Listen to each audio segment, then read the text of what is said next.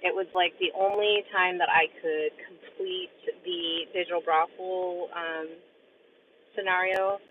I've been I had to take a trip to Portland and go see my uncle. But be that as it may, my name is Amelie, and you are watching part 16 of the Digital Age series that I've been doing, investigating the technology integration. I don't have my earbuds in, so hopefully you can hear me really well. If not, I hope somebody pops in and just lets me know what's going on. But so a couple days ago, I was navigating the digital brothel sphere. So think like OnlyFans, think Patreon to a lesser degree, or maybe even, I think it's called Family. These subscription-based pay per service, or even pay for direct messaging, just any engagement that you're having with women in a certain facility. This is all online. So this is all digital communication, digital engagement, digital interfacing. If you're paying for photos, you're getting digital photos. NFTs kind of run into this. Instagram models to a certain slight degree run into this. So, you can watch that. That was done a couple days ago, and today we're just going to explore, because I got interrupted, explore the archetypal landscape that this hits. So first and foremost, brothels or courtesans have always been integrated into the economy, into society from ancient times. They were even included in spiritual temples, but for the most part, it's a class system that is engaging within the economy to serve a function, and a lot of the times this was a way for a woman to, have a salary, or have a food or shelter or anything that is needed in the event that a male, historically a male wasn't able to give her anything, or maybe she had to run away from a terrible situation. So the first part of this story I want to talk about, and I did talk about it a little bit last time, was Pleasure Island from Pinocchio. So Pleasure Island is this prime allegory for men, and particularly men, but women can get into this as well. But Pleasure Island, so Pinocchio falls in with this bad crowd, gets talked in to go into Pleasure Island, and the temptation of Pleasure Island is really exciting. There's freedom. Nobody's there to tell them, no, Jiminy Cricket's not there to tell them, Pinocchio, you should be going to school and learning things at school. But, there's this freedom when you're thinking about, go into Pleasure Island. And then in the story also, there's tobacco, so they can go and smoke tobacco and be bad boys and do whatever they want. So the temptation of tobacco is there, as well as sweets and play. Where is your eye? My pleasure is all that. Okay, cool. That sounds interesting. Hi, Diane. So we have this Pleasure Island temptation that goes into it. And so with the digital brothels, the digital courtesans, there is this temptation. The women are, positioning themselves in a certain way. They're making themselves look a certain way. I mean, they're modeling, and they're using filters and, everything that you can think of to enhance their beauty, enhance the way that they look. And as we're making this allegory, as we're connecting these two stories together, the Pleasure Island scenario of Pinocchio to the digital brothel, which is, these subscription-based locations that you can go get. People will do it all the time, too. You can tell the people that are using the service sometimes in my chat or in other chats, you can tell a person will come in and they'll say, hey, let me see your whole body. Or, do this for me. Show me your feet. Show me this. Show me that. Do this for me. Do that for me. It comes from this pay-per-view service where people are used to now, because OnlyFans has been around since 2016, going into a chat room or going into an area and asking for these services. Now they're doing it on YouTube. They could do it on Facebook. They can do it on all the social medias wherever anybody is engaged and having live interactions with their audiences. So the cost of Pleasure Island is the loss of the voice, right? The loss of agency, the loss of selfhood, which is a huge thing, not just for digital brothels, but the digital age in general. There is this loss of voice, loss of agency. Your agency, you're giving it over to, whatever is farming your agency, farming that selfhood. It wants your identity so that it can, say, oh, I've got 60 million people accessing my app every day for a business. 60 million people access my business every day, my application every day, and so that is like this journey into Pleasure Island, showing people that there's a lot of interest in it. So you have this, not just the loss of voice, agency, and selfhood, but eventually they turn into donkeys. They turn into beasts. They turn into this animalistic base form of themselves. So when you lose human cognitive, which is your brain function, sovereignty, it reduces you down into this instinctual, animalistic, interactive being, right? And I'm going to say this, it's not just pornography, it's not just OnlyFans, it's not just the endless scroll. This is like across the digital plane right now. Okay? This could be gambling. It could be social media scrolling. It could be binge watching, television shows or movies or whatever. It's farming your voice, your agency, and your selfhood, and it's essentially turning you into this beast, this donkey, this beast.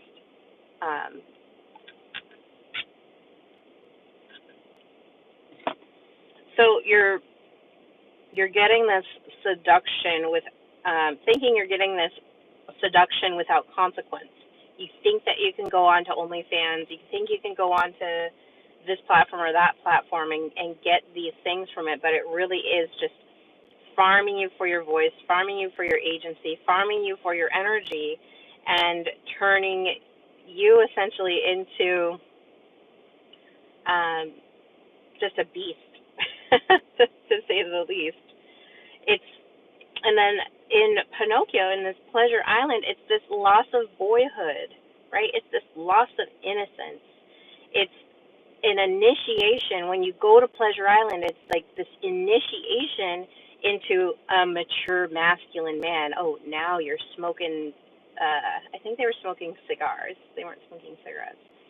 But they were there smoking cigars, playing pool, slapping ass, like joking around. I say slapping ass. I think that's what the guys call it. I don't know. But they're in just having these really good times with the guys, but they're initiating into this loss of their innocence, the loss of that boyhood that they had, and really initiating into a mature masculine, but they're doing it through indulgence. They're not doing it through natural way of life. They're not doing it, by getting married or having children or, landing a really good job. They're not doing it in that way. They're doing it because this is going to make me appear to be a certain way. It's going to make me appear mature and appear masculine. But, it's also this excuse to go and indulge in something that I probably should not be doing. My conscious, Jiminy Cricket, told me that I should be going to school and I should be learning and I should be, becoming educated in that way. Instead, um, you know, he decides to go to Pleasure Island, and Pleasure Island, he ends up turning into a donkey, or kind of does. Starts developing ears. I think he got the tail, and maybe even the nose turned into like a donkey nose. I can't remember all the images, but you can go and look at that, or maybe you've seen it quite a bit. So the next story I want to talk about, hi German. The next story I want to talk about is Peter Pan. So Peter Pan also had Neverland, and Neverland was this temptation of eternal childhood. So not the loss of boyhood, but the eternal child. No rules, no time. You're just always a kid, always being able to indulge in being that child. So the cost of this is this disconnection from real life. It's a disconnection from family. It's a disconnection from personal growth. And so there's a lot of people out there that really indulge into that eternal childhood. I don't need anybody telling me what to do. I don't need anybody telling me what I need, where I need to be in my life. I'm simply enjoying the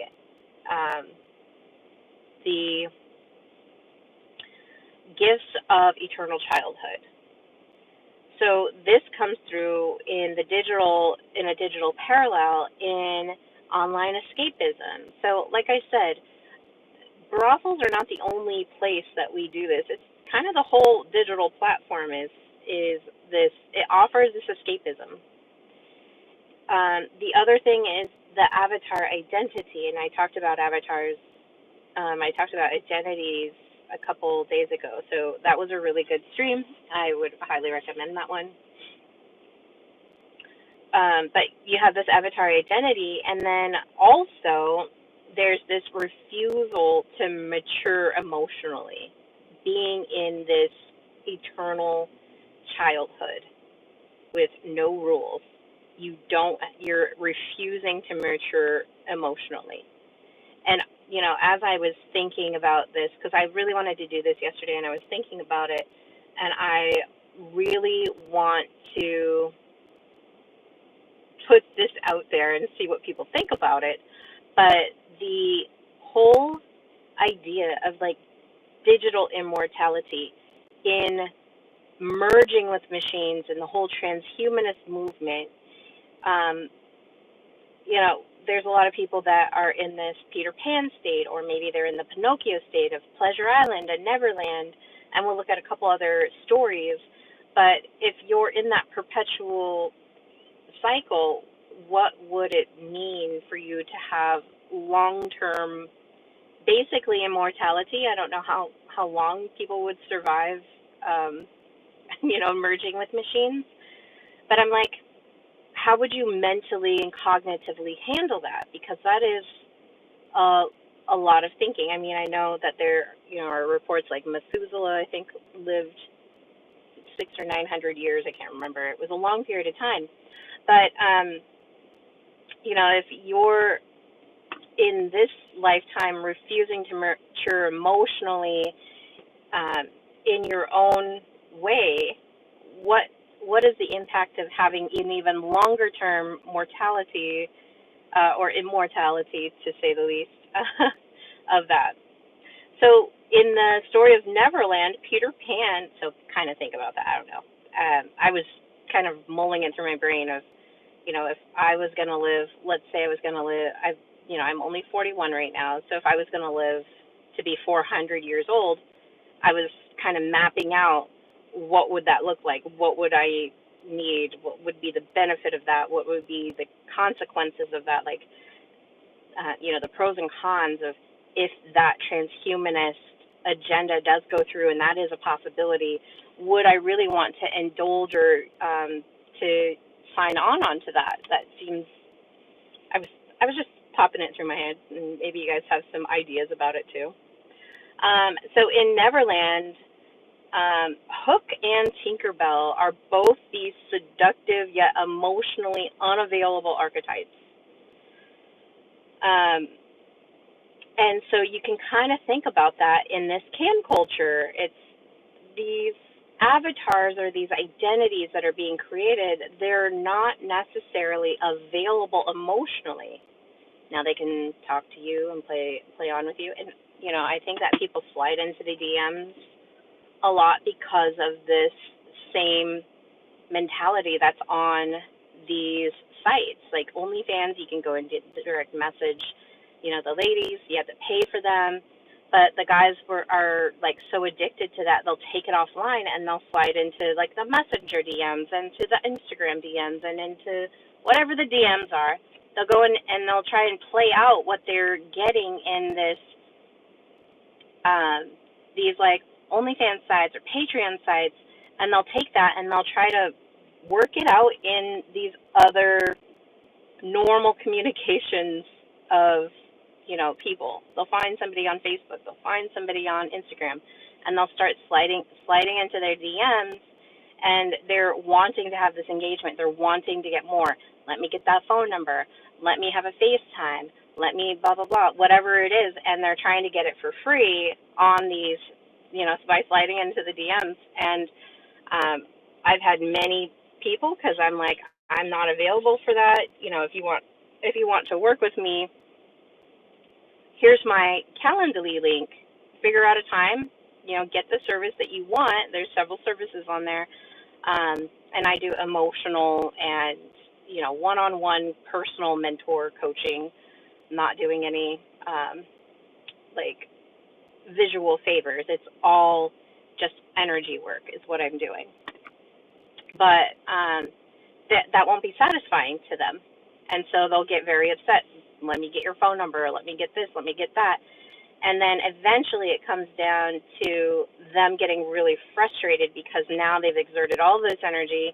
They just want to get this one next thing, and they don't get it. And so they're like, I'm blocking you, or calling you names, or talking down to you, or whatever it is. This happens all the time. That's why I think sliding into the DMs is a norm phrase in our society. So you have this seductive, like Tinkerbell is seductive, but she's also emotionally unavailable archetype. Hook is kind of the same, just like terrified of time, right? So one of the things that I was thinking about is like, so you have death, right? And Hook is like, I don't want to die. And the crocodile's running around TikToking, TikTok, taking away the time. And so Hook is like terrified of that. And then Tinkerbell is also living in this like never-ending childhood, eternal childhood, like wonder. But I think like to die has got to be one of the greatest adventures. And I've been thinking a lot about death in the last week, just because I've noticed this trend of death around me.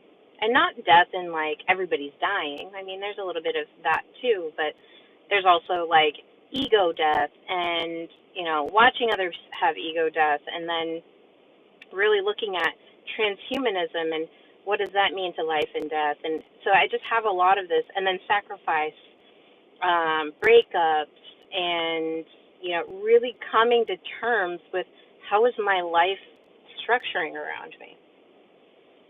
So to die would be an awfully big adventure. We don't know what's on the other side. We can all hypothesize and whatever, unless you've had a near-death experience, which people who have near-death experiences have a very unique way of looking at life.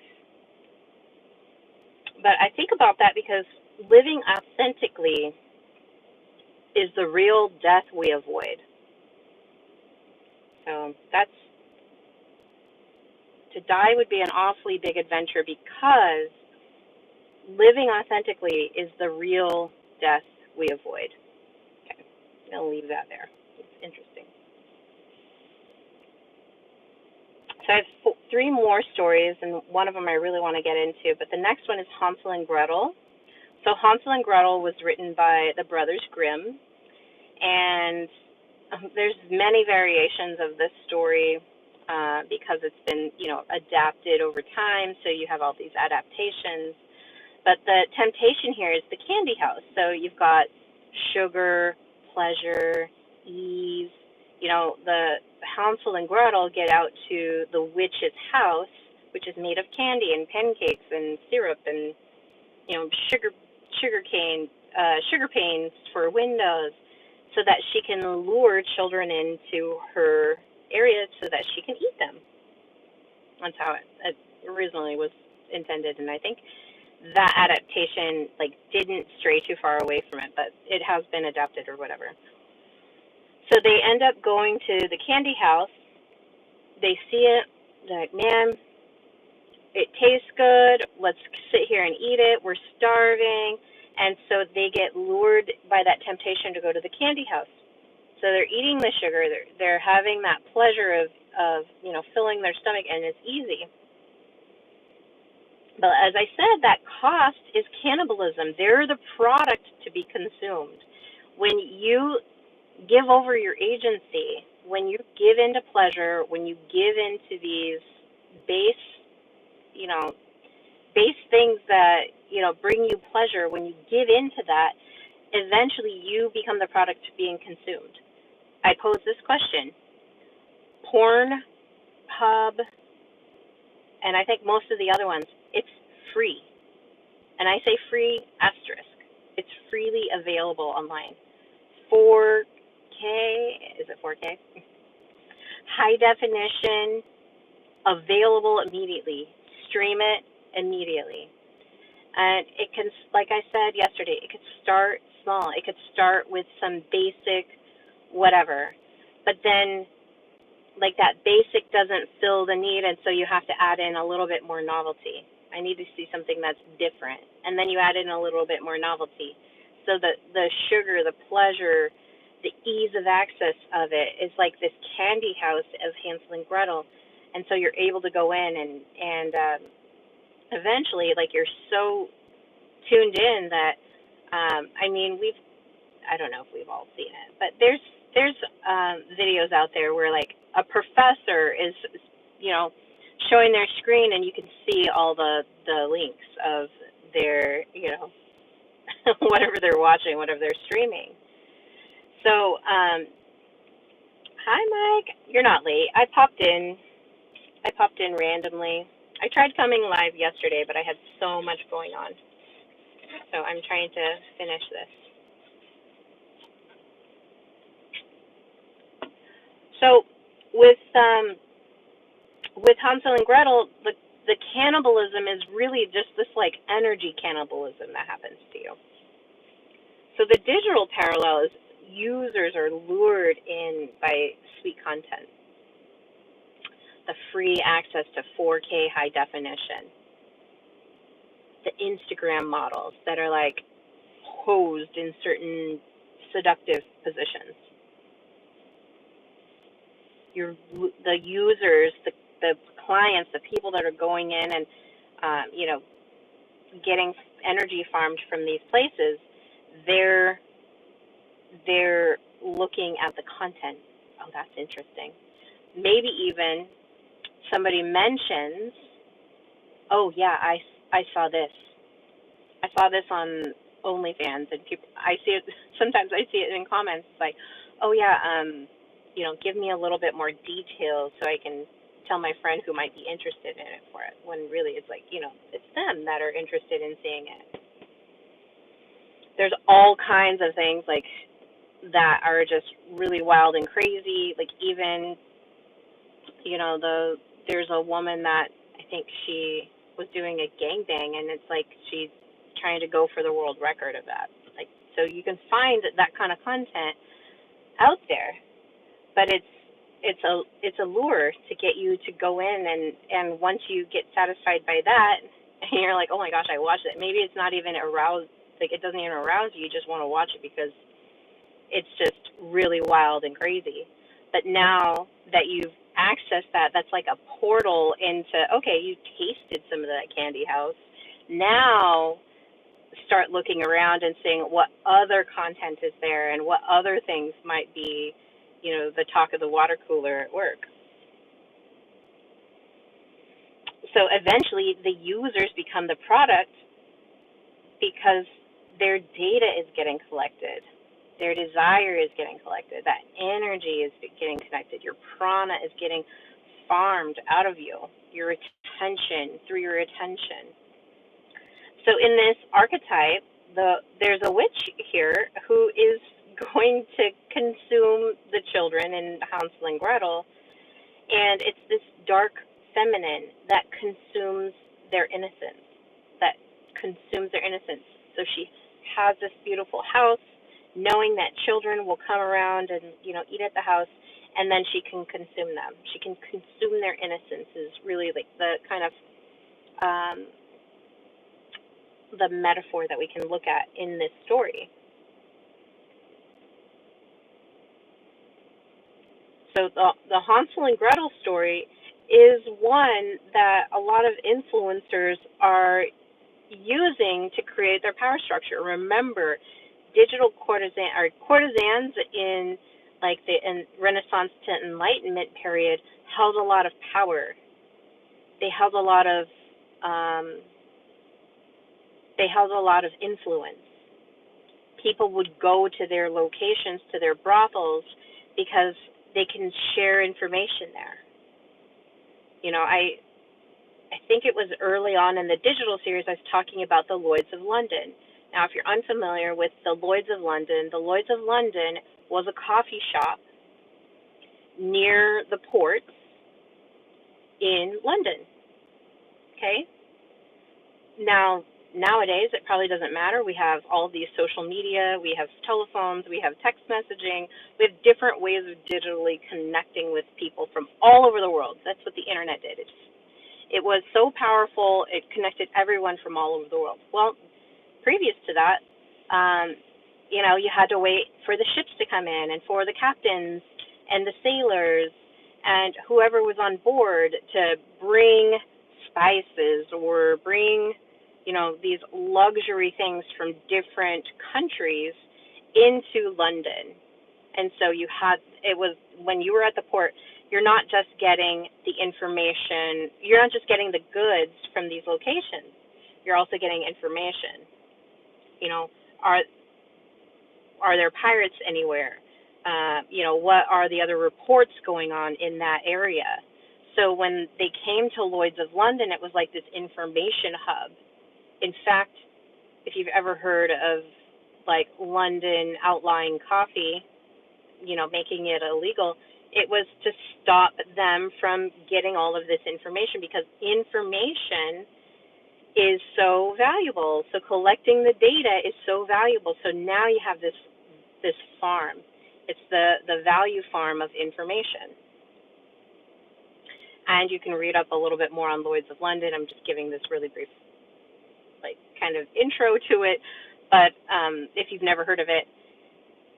But think about how valuable that information was. So the people that are working there, that are getting all this information, that all of the captains are going through this coffee shop and sharing their information. Oh yeah, what's happening in South Africa? What's happening in India? What's happening in the Americas? What's happening in, South America? They get all of this information from all over the world because they're near the port. It's the coffee shop everyone goes to. Everyone wants to go get a coffee. It's unique because, tea is primarily, outside of America, tea is the primary drink everyone chooses to drink. So tea is kind of everywhere. But when you have something as unique as coffee, especially when it's coming from all of the, you're getting coffee beans from all of the, over, the world, now you have this hub, and that's where Lloyd's of London, the tuxedo, maybe I'll do a whole thing on it. It's really fascinating. So, the brothels are in a similar fashion to that Lloyd's of London, where when you have high status, high influence leaders coming to your brothel, now you're a part of that culture. They're going to go to your place, and now you're getting that information. And so now you have a little bit more power and influence because you have information. So back before the internet, having information was the best way to have a lot of influence, unless you were born into it, unless you were born into a powerful family. Okay, so the next story, I have a few more stories. The next one is the Garden of Eden. This one is, the temptation is the forbidden knowledge and taste. The cost in this story, and the Smithsonian have a lot of stuff they don't show anyone either. Yes. Facts. Information is so valuable, you guys. The fact I have all this, I don't know, I've been having I've been trying to sort out, all this information that I'm sharing. I'm trying to sort it out. Like, should I be sharing it or should I not be sharing it? I'm not doing it from a place of, like, I don't know. I'm still sorting it out. I can talk about stories. So the cost here is there is a shame or a separation of from your source and standing in the nakedness of truth. Remember, Inanna stood naked and was on a hook. We thank you for sharing. Well, I'm glad that you enjoy it. I really hope it's valuable for people to gain something from it. But so there's shame and separation and nakedness of truth, and that happened in Inanna's story where she was hung from a hook for 3 days down in the underworld, and she was going to a place that was forbidden. But here, when we're looking at the digital parallel of this story to the digital brothels, is we're looking at exposure to too much too fast. Okay? It's a fall of innocence through overstimulation. So it's a fall of innocence through overstimulation, which, when we're looking at the Neverland story, that is also the case there. You're like having this early maturation, and it's from introducing this new stimulus, freedom and tobacco and doing whatever you want, maybe even saying curse words. So you have this overexposure, too much, too fast. And I think it's interesting because, usually back in the day, you would have to travel somewhere in order to get any access to anything that was even remotely resembling pornography.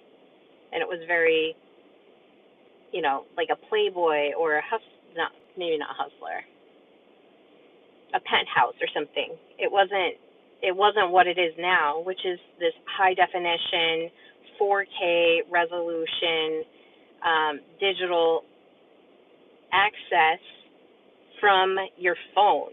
And most people have access to a phone. Most people have access to a computer. In schools there's computers. And yeah, there's rules around it, but kids, if they're wanting to be exposed, they'll find a way. So if we think about the Garden of Eden, this AI as a serpent, which is offering us this hidden knowledge in exchange for a little bit of a soul fracture. And I say that in a soul, like being part of your cognitive function. If your cognitive function is being, exchanged for all of this knowledge, just kind of be aware that maybe there might be a little bit of knowledge and taste that you don't want to experience yet. You want to wait for that to come through. So the next story that I have is the story of the Odyssey, the Lotus Eaters of the Odyssey. So in this story, they had just finished. The Trojan War. I really wanted to get deep into this one because it's not one that you hear a lot about. But anyhow, so it's from Homer's Odyssey. This is, ancient text filled with a lot of myths, filled with a lot of stories. So Odysseus and his crew land on this mysterious island during their long journey home from the Trojan War. And they find people who offer them lotus flowers, and this flower acts as a narcotic. So what happens because of that? The Odysseus's men eat the lotus, and then they immediately forget everything. They forget their homes, their families, and even their purpose of why they were on that journey. And all they want to do is stay on this mysterious island and eat more lotus and bask in that lethargic bliss. So this could be going into the digital plane, if we're looking at it from a digital perspective, which I do in this series, is going in and then binge watching and not really doing anything that you want to do. Or even like going in playing a video game and knowing that that video game is farming your energy, but you go and do it anyways, and you can feel some of the lethargy that comes from that. Like maybe you start to feel a little anxiety or whatever. So, what happens is Odysseus ends up having to drag them away, weeping and resisting him, and he has to tie them to the ship in order that they can continue the mission. Okay? So the temptation here is this blissful amnesia through eating the lotus flower. Sunti, hi. And the cost here is forgetting one's mission. It's being stuck in passive pleasure. And, we need a purpose. Men especially, I know that women do. It feels good to have a purpose. But men, if they're going to be leaders, they've got to have a purpose. They've got to have tasks, having a mission. It fuels them. It fuels them. And so if you're, eating of the lotus flower, if you're forgetting what your mission is, if you're kind of drifting away from that, from your family, from, all this stuff, just to be stuck in a passive pleasure, plugged into porn, plugged into gambling, plugged into a video game, plugged into whatever that is removing you from being present in your living body, right? In your living body, just to be stuck in this passive pleasure loop, okay? So the digital parallels, like I was saying, it's binge watching, it's gaming, it's these porn loops. This all delays purpose for this euphoria. You get euphoria from these things. You get a oxytocin hit. You get a dopamine hit. Like you're chasing this pleasure center in your brain, forgetting about like what your responsibilities are, forgetting about your purpose, forgetting about that. It's such a strong thing for men to be really centered into this. In fact, if it's not one of the lists on my 9 emotional competencies of the most attractive men, if men don't have purpose and vision and leadership skills that they can find a woman that is willing to go with them, like, they're doing themselves a disservice. If a relationship, if a union is something that they desire, if it's something that they want in life, is to have a family or have a companion that will be with them. And most people want that. So I don't think that I'm outside of this, stating this. So in this Odysseus archetype, the awakened seeker who says no. Like Odysseus is the guy that's like, no, we're not giving into the lotus flower. We're not giving into forgetting our mission. We're not into forgetting our purpose. We're going to keep on moving, and we're going to keep going towards the things that have meaning. We're going to keep going towards, building this or completing this mission, going and, making a report to the, to whomever, whether it's God, whatever is leading you, whatever is, giving you an even bigger mission, a bigger purpose in your life, whatever that is, the awakens are the ones that are going to be seeking to continue and accomplish the missions.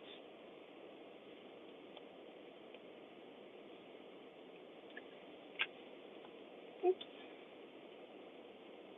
Oh boy. There we go. Okay. So, if we're looking at the symbolism of this story, and then I have one other story, and then I'm going to pop off. It's not going to be a long one today, but, yeah. So you have the lotus flower, and the lotus flower is this, remember we were talking about having that sweet content, that thing that is like desirable, the thing that's seducing you into like, come hither, come to me. We're going to talk about sirens in a little bit. Come hither, come to me. That modern parallel is this, it could be digital media. It could be porn, binge culture, anything that's giving you dopamine hits, gambling, there's all kinds of stuff. I don't really even like talking about drugs and alcohol, although like it used to be the only thing people would talk about, but there's this whole world of things that are trying to gain your attention and plug you into it. Okay? So the other symbolism of forgetting home, which is this loss of soul path that happens, or this loss of destiny.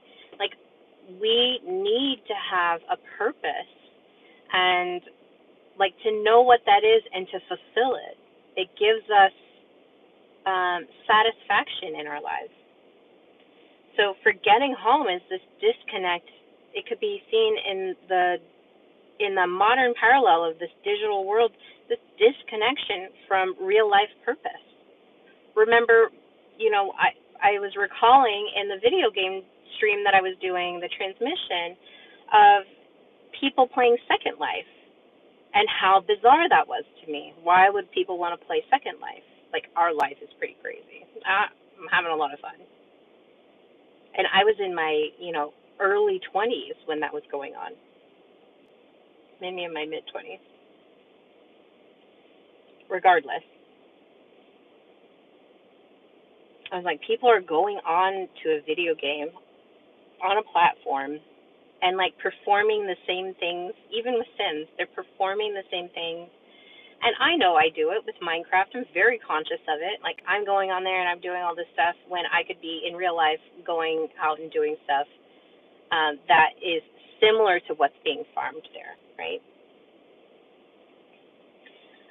The other symbolism in this Odysseus, this Homer Odyssey story of the lotus flower mystery island is needing to be dragged back. They have this resistance to being responsible.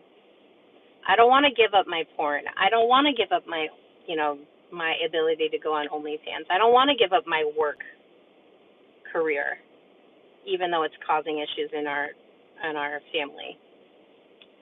I don't want to give up the money. I don't want to give up the gambling. I don't want to give up my hobby. I don't want to do this. I don't want to do that. I want to stay in this world that I'm in. And I'm not saying that, to give up your hobbies or anything like that. I don't think that's the point of this. But it really is being able to really look at where is my attention going? How is it affecting my family, if you have one? How is it affecting my spouse? How is it affecting my social life? Really looking at that honestly and saying, okay, where do I truly want to be responsible? This is where intentionality comes in, and having integrity within yourself. and having a little bit of self-respect, knowing that, oh my gosh, I'm getting farmed right now. I think when I realized that, Minecraft was farming me, I was like, oh my gosh, that's crazy. But it's a truth, right? And then the next thing, the modern parallel here is we're wanting to detox a little bit from the technology. We need to have breaks from it. We need to be able to return into our bodies, right? We need to basically rehabilitate our minds, our cognition, back into understand that we have cognitive sovereignty. So taking digital breaks to really break that resistance and responsibility wherever we're at in that, that scale, and having these breaks, being able to go hiking and, experience something a little bit different. And finally, I think it's a beautiful thing, and I really wanted to highlight this because I feel like I highlight a lot of negative stuff, but there's a lot of positive stuff that happens. So the really positive symbol in this story is Odysseus himself. He is that awakened masculine. He is the awakened seeker, right? He's the one who is able to remember the mission, snap out of it, and lead it back to, its finality. I completed the mission. Even though it means like he may have had to give up those little sweet addictive little lotus flowers, right? But this just goes to show that anybody who remembers themselves, remembers why they're here, remembers their mission, remembers their purpose, we can get cast out here. We can get cast out. We can essentially have our own shipwreck of our own life. And so it's those who remember what the original mission is. Like, we still have to complete this. We said that we would. We have integrity. We've got to complete it. And so they do. Sorry, I'm drinking a boba. Allegorically, in the Lotus Eater's story, we do have to remember that the pleasure of whatever it is not necessarily the villain. It's the forgetting of your own soul sovereignty. It's forgetting of why you're here, why the mission is important. And you're not being punished. Like, you have this freedom to go off and do these things, but it's not a punishment. It's just you stopped evolving. You stopped seeking to find the pleasure of meeting you in your purpose, meeting you in your purpose, really connecting with you in this is my purpose, this is where I'm going.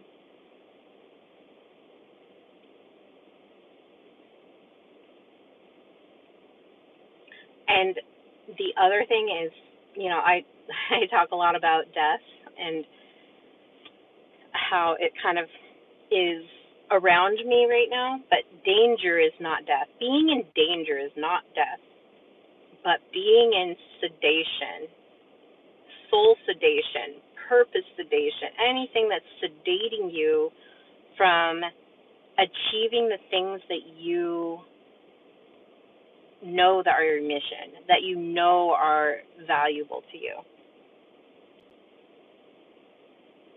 That danger that you experience is not death. It's forgetting. And we're being called right now to remember. And it's only the awakened masculine and the awakened feminine that are able to do this, that are able to wake up from the sedation that you experience when you're in a high res pleasure system. Okay?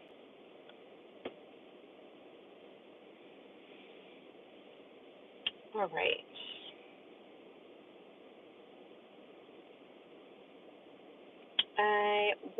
I think we talked about that one. That one was really important to me to share. And then finally, the last story that I'm going to share is, hi, Cinti. I'm from America. I'm in Oregon. The final one I want to talk about is the sirens of Greek mythology. So these are, we can call mermaids. I like being a mermaid too. But in this myth, the temptation is this irresistible song. It's tailored to you, much like data personalization. So data can be personalized and targeted towards you commercially, politically, news feeds, your FYP. It's all tailored to you right now, using hashtags, using, these keywords. It's like it's able to look at you, parse out all the things that are valuable to you, and then target you with ads, target you with content. So it's tailored to you. So that's like the siren song is tailored to you. So the cost here in the story is this crashed ships. So they had shipwrecks, even death.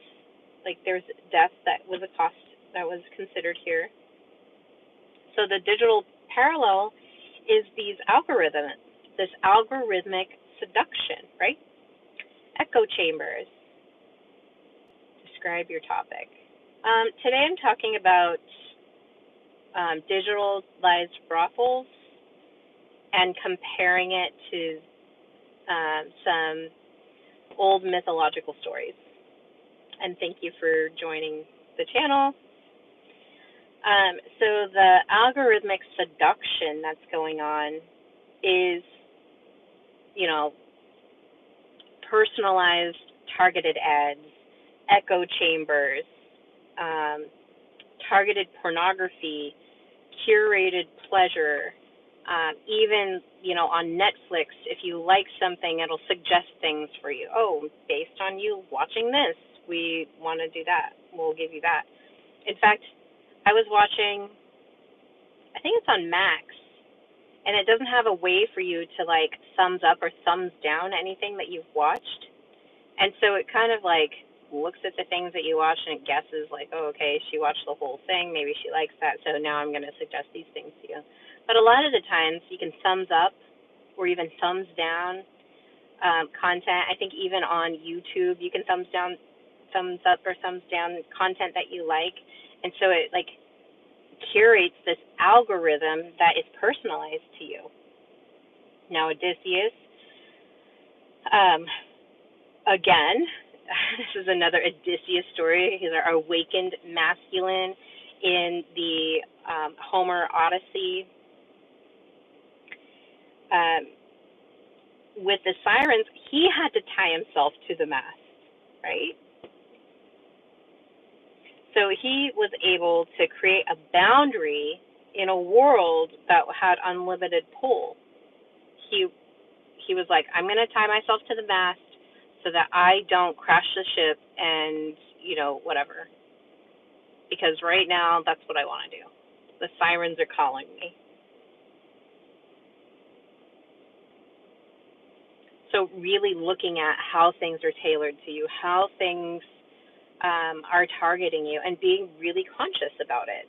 Like, we can subconsciously, these things can happen, but being conscious of it, being aware of it is so dang important for us to really engage ourselves accordingly.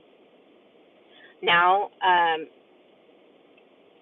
the bigger narrative here is this hero's descent into the underworld. Now, I think I did the digital cathedral. I was talking about how the digital world is like this labyrinth that you enter. And we all entered it at some point in time. And some of us, particularly the younger generation,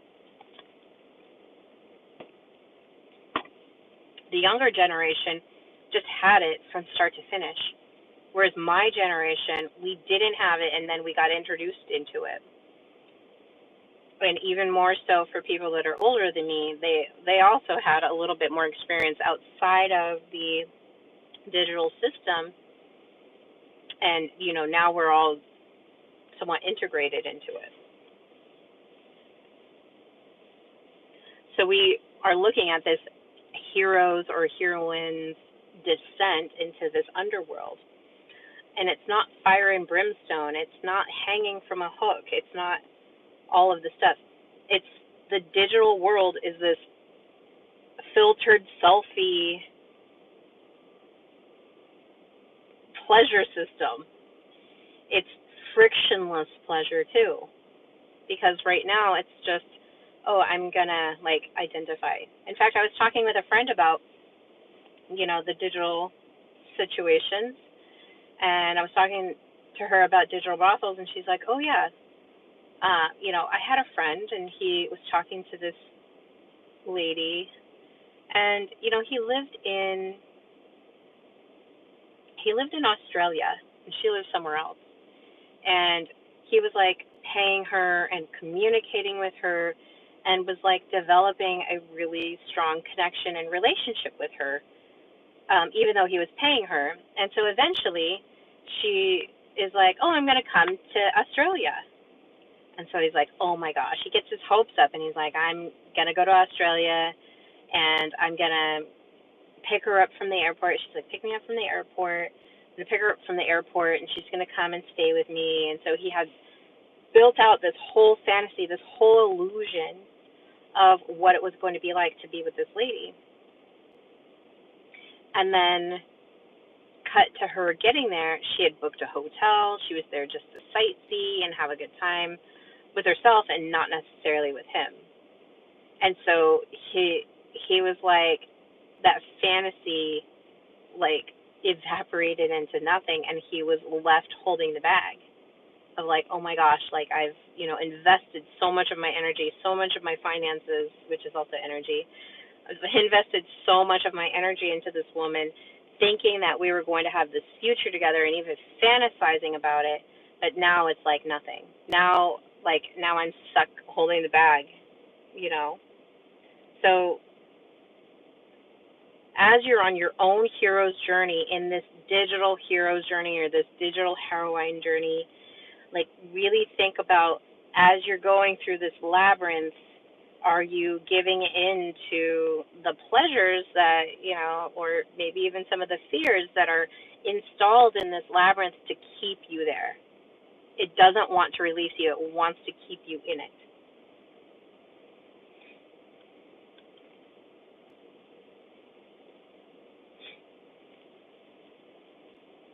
So, and then the other thing is, even though in this digital world, even though there's a lot of things that you can succumb to, I want to reiterate that it's not necessarily evil, okay? When you start to anesthetize yourself in engaging in it, that's when it starts to become a little stumbling block for you. You can still breathe, but you're entangled in it, And so it really is, how are we going to pull these tangles off and get through this maze and hold ourselves in cognitive sovereignty?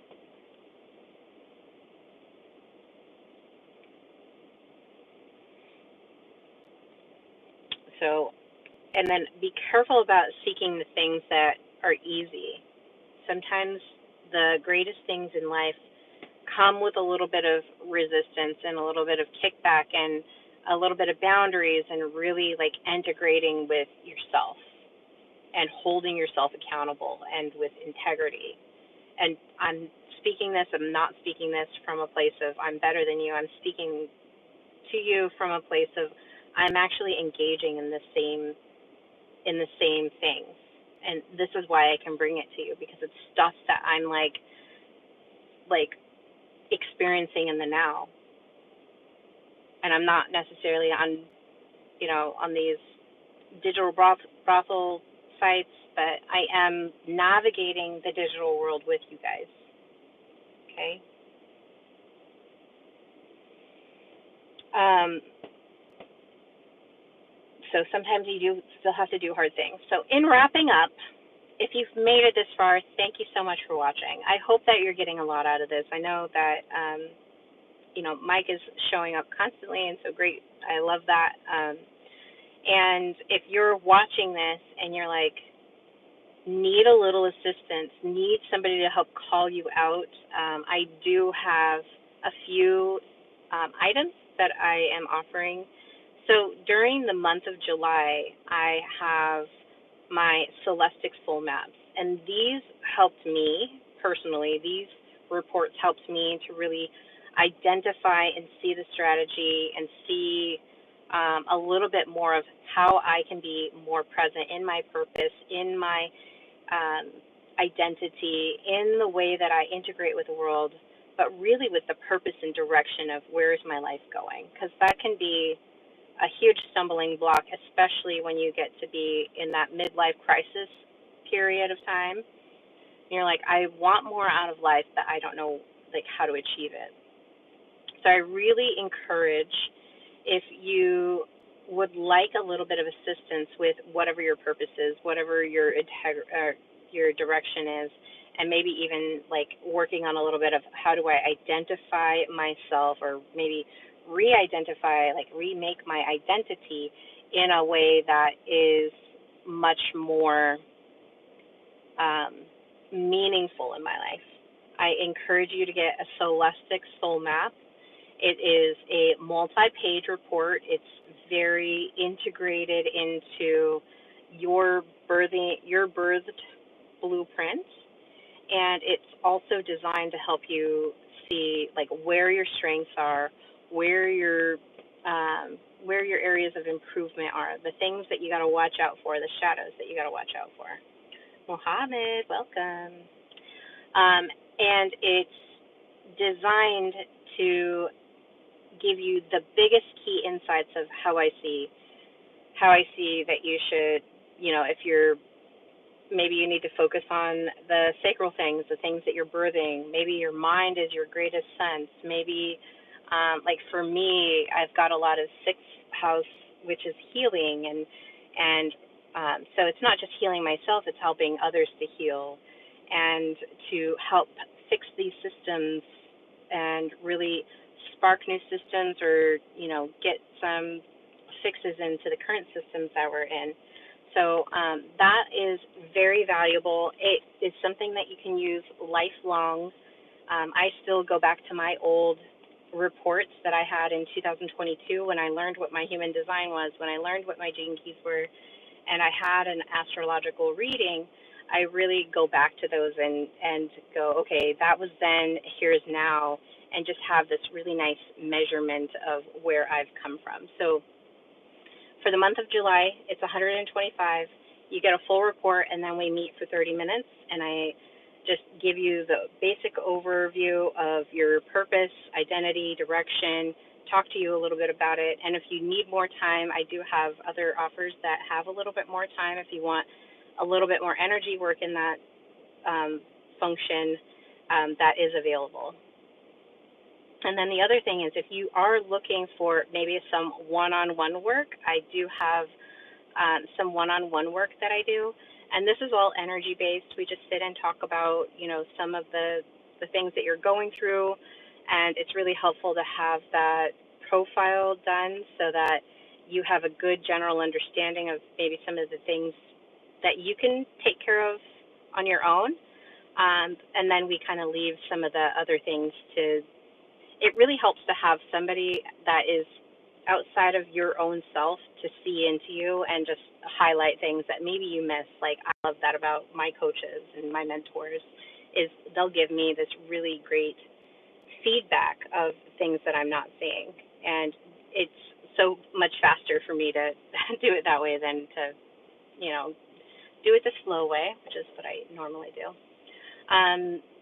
And then if you're not interested in that, but you want to help support the work that I'm doing here with the digital age, with the emotional intelligence teachings, I do have Buy Me a Coffee. It's in my YouTube profile, so just go over there. Anything helps. It doesn't matter. You could just buy me a coffee. I would appreciate it. It helps energetically support what I'm doing here in helping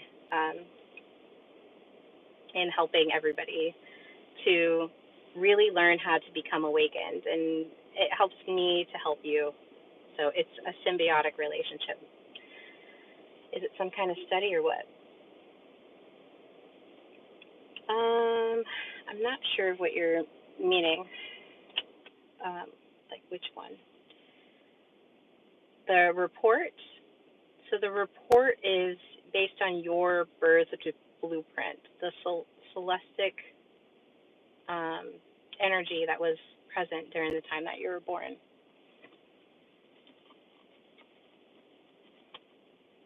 But I think it's on, if you go and look on Buy Me a Coffee, there's a little bit more information on there. Anyways, oh, the meme thing. Yeah, so right now I'm just ending one of my broadcasts on the Digital Age series, and the Digital Age series is, it's a, there's a playlist if you want to go back to the beginning, but it starts with the timeline, and then it goes into the history of the timeline, and then we kind of look at deep diving into different aspects of the digital age, meaning the internet, email, e-commerce, social media, influencers, and then even into gaming, the digital brothels. We talk about the digital cathedrals, just kind of this transhumanism aspect of it, and then now we're talking about brothels, but the next time we might be talking about something else, and then we also talk about identity. So it's just the whole digital aspect and how it's affecting us. So hopefully that lands and makes a little bit of sense. It's kind of the side series that I'm working on to, deeply study the effects of digital technology on the human, and the effects on the human. So, all right. Well, it's been a pleasure. I hope you guys have a wonderful day. I will try to come on over the weekend. I may not. It just depends on how I'm kind of not in my normal routine, so it's hard for me to say that I'm going to be available or not. But I hope that you guys enjoyed, and I will come on later, and maybe even tomorrow I'll post a thing. So make sure you subscribe and like and comment if you had something that was interesting that you wanted to share. I'm always interested to see what the audience is interested in as well. So, all right, have a good day, guys.